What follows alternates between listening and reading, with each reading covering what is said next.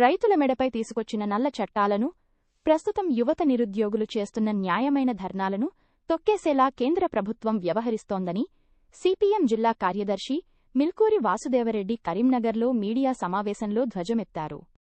నిరుద్యోగుల పోరాటాలపై కేంద్ర మంత్రి బండి సంజయ్ బాధ్యతారాహిత్యంగా మాట్లాడుతున్నారని మండిపడ్డారు.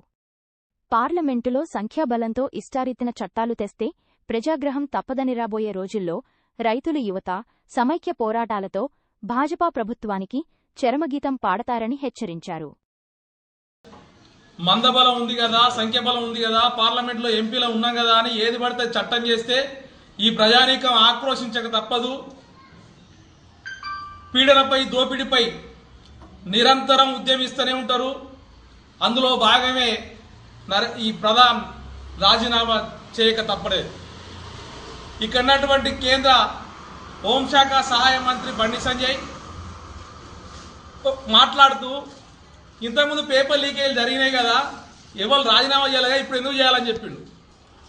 తోటి మంత్రే కదా రాజీనామా చేసింది.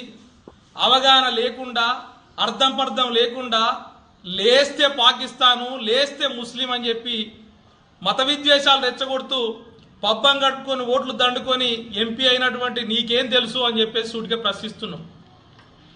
అంతేకాదు అసాంఘిక శక్తులు అందులో చొరబడ్డాయి, పాకిస్తాన్ ఏజెంట్లు మొత్తం దీన్ని ఉద్యమాన్ని చేస్తున్నారని చెప్పేసి మాట్లాడుతున్నారు. కేంద్ర హోంశాఖ మంత్రివి, నువ్వు సహాయ మంత్రివి, సిగ్గుండాలి మాట్లాడడానికి. ఒక్కటంటే ఒక్కటని ఆధారం చూపెట్టగలిగినవా? ఒక్క అసాంఘిక శక్తి అన్నా దొరకబట్టినవా? అంటే నీకు పోలీసు మీద నియంత్రణ లేదా? నీ బార్డర్ మీద నియంత్రణ లేదా? నీ ప్రభుత్వంలో ఏం జరుగుతుందో తెలియదా?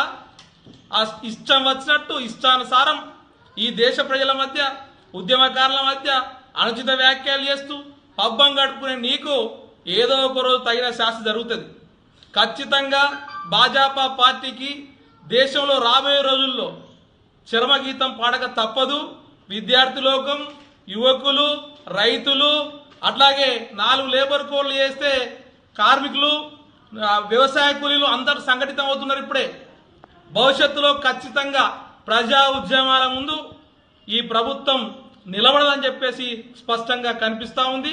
ప్రజా ఉద్యమాలకు, ప్రజా పోరాటాలకు సిపిఎం పార్టీ ఎప్పుడూ అండదండగా ఉండడమే కాదు, ప్రత్యక్ష పోరాటాల్లో కూడా పాల్గొంటుందని చెప్పి తెలియజేస్తున్నాం. థ్యాంక్ యూ, ధన్యవాదాలు.